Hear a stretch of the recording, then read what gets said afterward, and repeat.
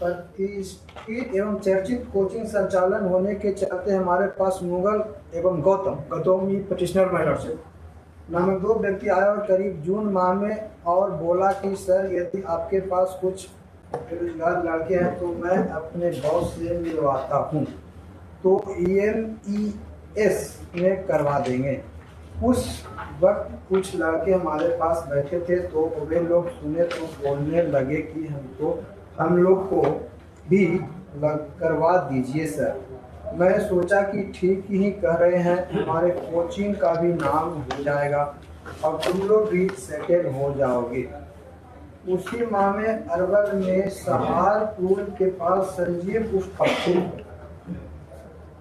से गाड़ी में ही बातचीत हुई, क्योंकि उन लोग बोला कि बॉस गाड़ी से नहीं उतरेंगे। वहीं पर पप्पू का मकान है जिसमें अभी स्वामी विवेकानंद स्कूल चल रहा है, उनसे अपना ID भी दिया, तो हमें विश्वास हुआ। और हुजूर ये पैसा देते हैं, पारा नंबर 4 में हुजूर है 25,000 रुपये के हिसाब से 20 बच्चे को पप्पू कुमार के कहने पर रोहित कुमार को देते हैं 5 लाख रुपया। फिर हुजूर आते हैं पारा नंबर 5 में 15 लाख रुपया ये देते हैं। मुगल के साथ एक और लड़का राजेश आया, मैं उसे पैसा दे दिया। उसके बाद में हुजूर ATM देते हैं पप्पू को। फिर उसके बाद में हुजूर पारा नंबर 10 में हुजूर 12 लाख रुपया पप्पू को देते हैं। पारा नंबर 11 में 25 लाख रुपया ही पप्पू को देते हैं। लास्ट में हुजूर मेरा नाम आता है पारा नंबर 14 में।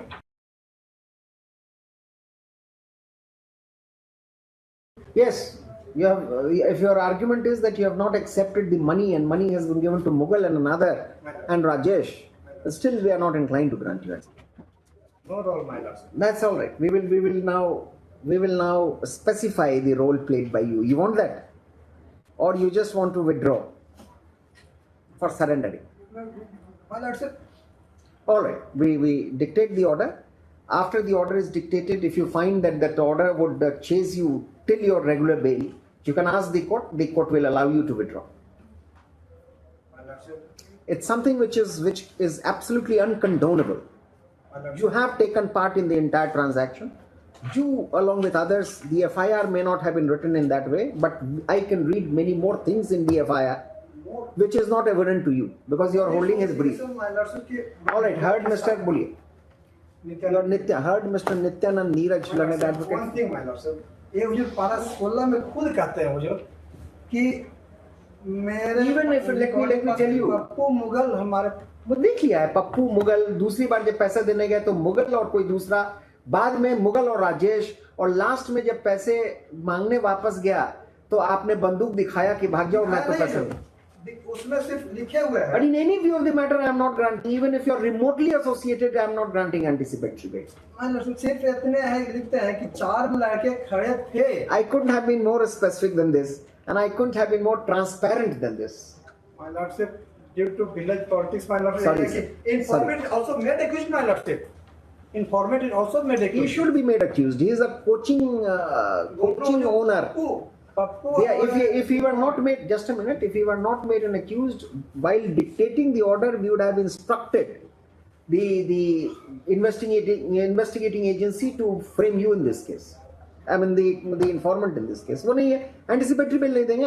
It's a waste of time. हमारा argument. रोल नहीं है हुजूर, 420 का तो केस बनता नहीं है मेरे ऊपर। सिर्फ है कि हम साथे हैं, हम मांगे भी नहीं हुजूर, मुगल के साथे सिर्फ। All right, now.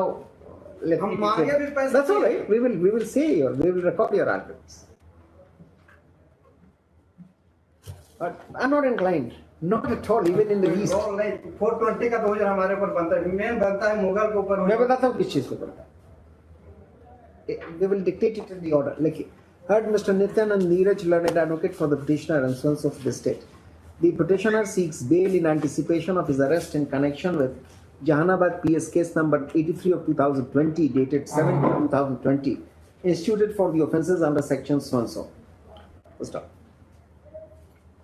a coaching class owner is said to have been approached by the petitioner and one Mughal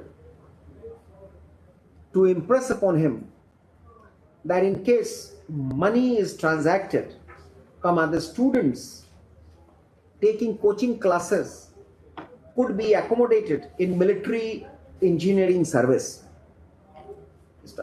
The aforesaid two persons, which included the petitioner also, projected that if the answer of the informant was in the affirmative, he would introduce the concerned students and the informant to his senior officer. Several lakhs were collected and given to one Mughal and Rajesh. Sanjeev Mughal and one Sanjeev alias Pappu. The informant and the aspirants harbored some hope of getting employed, as they were also sent for medical checkup before the employment letter could be given to them. However, later it was found that it was all fictitious. When the informant went to take back his money, as none of the aspirants could be provided with job, it is alleged that the petitioner, who was one of the occupants in a car, brandished his weapon and even refused to recognize the informant. Learned counsel for the petitioner has submitted that the only allegation against the petitioner is that he, along with one Mughal, had first approached the informant for giving employment to the students taking coaching classes in the coaching school of the informant.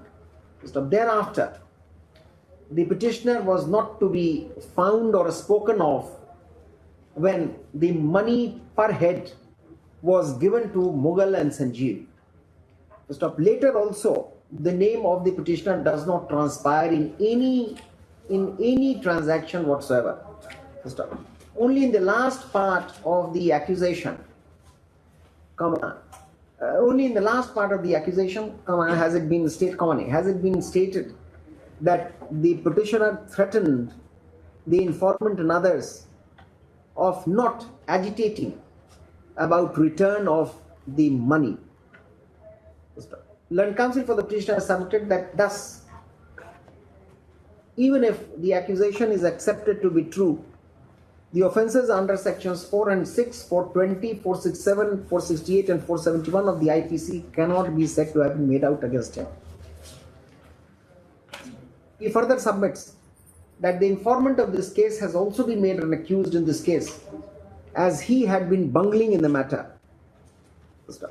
Lastly, it has been submitted that because of village rivalry, the petitioner has been made accused in this case. After having gone through the first information report, where the petitioner has been named as one of the two persons who had impressed upon the informant to provide job to the aspirants taking coaching classes, and later the allegation being of threatening the informant and others of not demanding their money back, I am not inclined to grant anticipatory bail to him, notwithstanding the fact that the petitioner is not shown to have been present when the money exchanged hands. The petition is rejected. However, if the petitioner surrenders before the court below and seeks bail, his application shall be considered on its own merits without being prejudiced with the fact that the present petition on his behalf has not been entertained. I have been least abrasive. This is the softest order that I could have passed. In fact, I wanted to be rather harsh. Next.